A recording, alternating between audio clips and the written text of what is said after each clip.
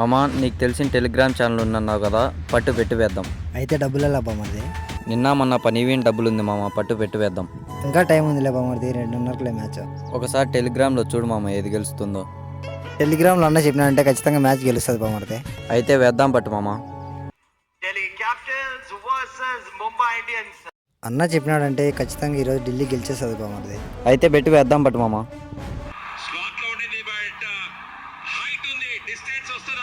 మామ ఈడు కూడా అవుట్ అయిపోయినాడు, ఇంకా మ్యాచ్ గెలుస్తుందా గెలుస్తుందా మామ? అన్న చెప్పినాడంటే ఖచ్చితంగా గెలుస్తుంది బామర్ది, నువ్వు భయపడకు.